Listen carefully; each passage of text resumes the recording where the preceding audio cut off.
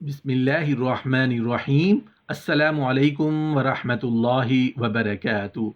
नहमदुहु व नुसल्ली अला रसूलिहिल करीम। अम्मा बाद। सूरतुल कौसर पढ़ने के हैरान कुन फ़ायदे। सूरतुल कौसर पढ़ने की फजीलत। हज़रत हसन बसरी रहमतुल्लाह अलैह फरमाते हैं कि जो शख्स अपने बच्चे को कुरान पाक सिखाता है, अल्लाह ताला क़यामत के दिन उसे 3 जन्नती जोड़े पहनाएंगे, जबकि लोग अभी नंगे बदन होंगे, और उनमें से हर जोड़ा दुनिया व माफिया से कहीं बढ़कर होगा। फिर उसे किताबुल्लाह के हर हर्फ के बदले एक एक दर्जा अता होगा। हज़रत उस्मान रज़ी अल्लाह अन्हु रसूल अल्लाह सल्लल्लाहु अलैहि वसल्लम का इरशाद मुबारक नकल करते हैं कि तुम में से बेहतरीन वो शख्स है जिसने कुरान पाक सीखा और दूसरों को सिखाया।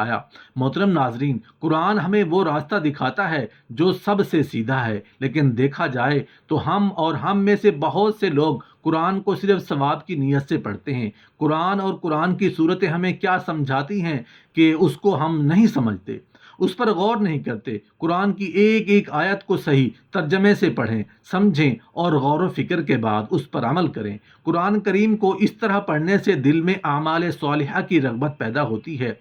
कुरान करीम खैर, सआदत और कामयाबी का ज़रिया है। रसूल अल्लाह सल्लल्लाहु अलैहि वसल्लम ने फरमाया, कुरान वो पाकीज़ा किताब है कि जब तुम्हारा अल्लाह से बातें करने का दिल चाहे तो तुम अल्लाह तबारक व तआला की किताब को खोल कर पढ़ा करो। नाजरीन, वैसे तो कुरान करीम का एक एक हर्फ अपने अंदर बेशुमार फजीलतें रखता है और कुरान करीम का एक नुक्ता काबिल एहतराम है, लेकिन सूरह कौसर की खसूसियात अपने अंदर बहुत मुनफरद हैं।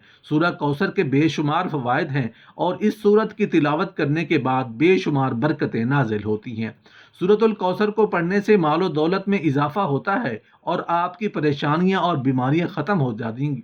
अगर दुश्मनों के खौफ का एहसास हो तो कुरान करीम की इस मुख्तसर सी सूरत को पढ़ लें। अल्लाह तबारक व तआला आपकी हिफाजत फरमाएगा। अल्लाह तबारक व तआला की अता और सूरत कौसर से ज़िंदगी महफूज रहती है। और इस सूरत का शान नज़ूल ये है कि नबी करीम सल्लल्लाहु अलैहि वसल्लम के किसी शहजादे का इंतकाल पर अबू लहब, अकबा बिन मुईद और आस बिन वाइल वगैरह दुखा देने वाले जुमले कहने लगे। किसी ने कहा रसूल अल्लाह सल्लल्लाहु अलैहि वसल्लम की जड़ कट गई। किसी ने कहा कि मोहम्मद सल्लल्लाहु अलैहि वसल्लम की बात ना करो, वो तो ऐसा आदमी है जिसकी जड़ कटी हुई है, उसकी कोई नरीना औलाद नहीं, जब फौत होगा तो उसका नाम मिट जाएगा। जब काफिर उन्हें ऐसे जुमले कहे तो कुफ़ार के इन जुमलों के जवाब में अल्लाह तबारक व तआला ने नबी करीम सल्लल्लाहु अलैहि वसल्लम की तसल्ली के लिए ये सूरत नाजिल फरमाई कि ए हबीब, इन लोगों की बातों पर रंजीदा ना हो, बल्कि हमारे करम पर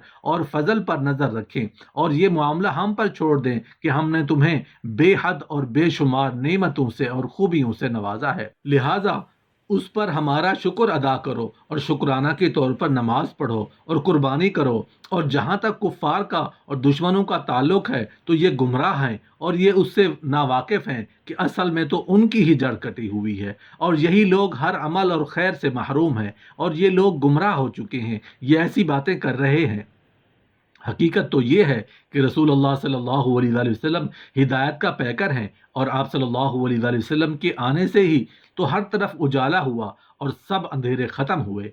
नबी करीम सल्लल्लाहु अलैहि वसल्लम के आने से ही कुफर और शिर्क का खात्मा हुआ और इस्लाम को अरूज हासिल हुआ। रसूल अल्लाह सल्लल्लाहु अलैहि वसल्लम की शान में गुस्ताखी करने वाला हर शख्स खैर से महरूम रहेगा और हमेशा गुमराही में रहेगा। सूरह कौसर पढ़ने के बेशुमार फ़वाइद हैं, आप उसकी फजीलत सुनकर दंग रह जाएंगे। नाजरीन, एक मरतबा रसूल अल्लाह सल्लल्लाहु अलैहि वसल्लम की आंख लग गई। फिर जब रसूल अल्लाह सल्लल्लाहु अलैहि वसल्लम ने अपना सर मुबारक उठाया तो फिर रसूल अल्लाह सल्लल्लाहु अलैहि वसल्लम ने मुस्कुराते हुए इरशाद फरमाया, मुझ पर अभी एक सूरत नाजिल हुई है। और फिर रसूल अल्लाह सल्लल्लाहु अलैहि वसल्लम ने सूरह कौसर की तिलावत शुरू से लेकर आखिर तक की। और फिर नबी करीम सल्लल्लाहु अलैहि वसल्लम ने फरमाया कि क्या लोग तुम जानते हो कि कौसर क्या है? तो सहाबा कराम रज़ी अल्लाह अन्हुम अर्ज़ करने लगे कि या रसूल अल्लाह सल्लल्लाहु अलैहि वसल्लम, अल्लाह तबारक व तआला और उसका रसूल सल्लल्लाहु अलैहि वसल्लम हमसे बेहतर जानते हैं। तो फिर रसूल अल्लाह सल्लल्लाहु अलैहि वसल्लम ने इरशाद फरमाया कि कौसर जन्नत में एक नहर है जिसका मेरे रब ने मुझसे वादा फरमाया है और उस नहर में खैर कसीर है और ये एक हौज़ है کہ جس پر قیامت کے دن میری امت آئے گی اور اس نہر پر جو برتن ہوں گے ان برتنوں کی تعداد اتنی ہے جتنی آسمان پر موجود تاروں کی ہے، اور وہاں پر موجود لوگوں نے اس نہر سے ہٹا لیا جائے گا، اور جب میں سوال کروں گا تو ارشاد ہوگا ان لوگوں نے آپ کے بعد دین میں نئی نئی چیزیں نکال لی تھیں کہ جس کے متعلق آپ کو معلوم نہیں ہے، یعنی دین میں نئی نئی چیزیں نکالنے والے اس نہر کے پانی سے محروم رہیں گے۔ الغرض اس صورت میں رسول اللہ صلی اللہ علیہ وآلہ وسلم پر نعمتوں کا بیان ہے کہ جو آپ صلی اللہ علیہ وآلہ وسلم پر کی گئی، نبی کریم صلی اللہ علیہ وآلہ وسلم کے مقام کا بیان کیا گیا، اور پھر اس نعمت کے حصول کے بعد کیا کرنا چاہیے اس کے متعلق بتایا گیا۔ محترم ناظرین، سورہ کوثر کے بے شمار فوائد ہیں، جن میں سے کچھ یہ ہیں کہ جسم میں کسی جگہ درد کی شکایت ہو تو روغن زیتون پر 41 مرتبہ سورۃ الکوثر پڑھ کر دم کریں، اول و آخر 11 مرتبہ وہ درود جو کہ آپ کو آسانی سے پڑھ سکیں وہ درود شریف پڑھیں، پھر اس دم کیے ہوئے تیل کو جس جگہ درد ہو لگائیں، آرام سے ہلکی ہلکی مالش کریں، انشاءاللہ اس طریقے سے درد 1 ماہ کے اندر ٹھیک ہو جائے گا۔ اور میاں بیوی میں محبت کے لیے جو میاں بیوی ایک دوسرے سے جھگڑا کرتے رہتے ہیں ان کو سورۃ الکوثر ایک بار پڑھ کر کسی میٹھی چیز پر دم کر کے دونوں کو کھلا دیں، اس طرح ان دونوں میں اور انشاءاللہ محبت پیدا ہوگی۔ اگر لڑائیاں زیادہ ہوتی ہیں تو اس عمل کو 1 ماہ میں 4 مرتبہ ضرور کریں۔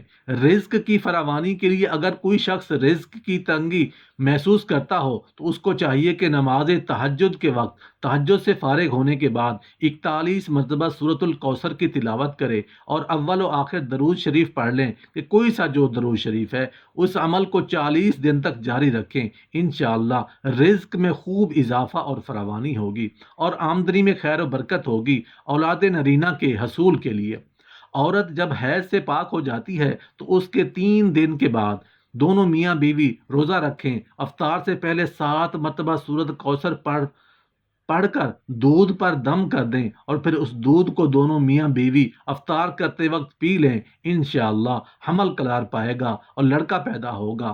قرض کی ادائیگی کے لیے اگر کوئی شخص مقروض ہو اور قرض کی ادائیگی کی کوئی راہ نہ ہو تو اس کو چاہیے کہ سورۃ کوثر کی تلاوت روزانہ 40 مرتبہ کریں، اول و آخر کوئی سا بھی درود شریف پڑھ لیں۔ اس عمل کو لگاتار 40 دن تک کریں، انشاءاللہ قرض سے نجات مل جائے گی اور غیب سے قرض کی ادائیگی کے اسباب پیدا ہو جائیں گے۔ امتحان میں کامیابی حاصل کرنے کے لیے اگر کوئی طالب علم یہ چاہتا ہو کہ وہ امتحان میں اعلیٰ نمبر کے حاصل کر کے پاس ہو تو اس کو چاہیے کہ 3 مرتبہ سورۃ الکوثر کی تلاوت کرے، اول و آخر 3 مرتبہ، یعنی 3 مرتبہ شروع میں اور 3 مرتبہ آخر میں درود شریف پڑھے اور امتحان میں کامیابی کے لیے دعا کرے، انشاءاللہ امتحان میں اعلیٰ نمبروں سے طالب علم پاس ہو جائے گا۔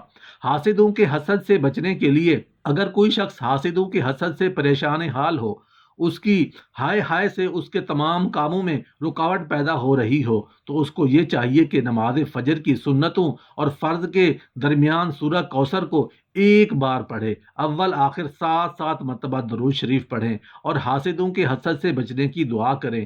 اس عمل کو 21 روز تک جاری رکھیں، انشاءاللہ حاسدوں کے حسد سے نجات ملے گی۔ مراد پوری کرنے کے لیے اگر کوئی شخص کسی خاص مراد کے لیے جو پوری نہ ہو رہی ہو تو اس شخص کو چاہیے کہ مغرب کی نماز کے بعد 7 مرتبہ سورۃ الکوثر پڑھے، اول آخر کوئی سا بھی درود شریف 7 مرتبہ پڑھیں، پھر سجدے میں جا کر دعا کریں، انشاءاللہ 7 دن کے اندر مراد پوری ہو جائے گی۔ اس عمل کو 7 دن تک جاری رکھنا ہے۔ قید سے رہائی کے لیے اگر کوئی شخص ناحق گرفتار ہوا ہو اور اس کی ضمانت نہ ہو رہی ہو تو اس کو چاہیے کہ پیشی سے 7 دن پہلے یہ عمل کریں۔ ہر فرض نماز کے بعد 11 مرتبہ سورۃ الکوثر پڑھیں، ہر بار سورۃ کوثر کی تلاوت کریں، اول و آخر 11 مرتبہ درود شریف پڑھیں، پھر اپنے دونوں ہاتھ پر دم کر کے دونوں ہاتھوں کو اپنے چہرے پر مل لیں اور اپنی رہائی کے لیے دعا کریں، انشاءاللہ جلد رہائی نصیب ہوگی۔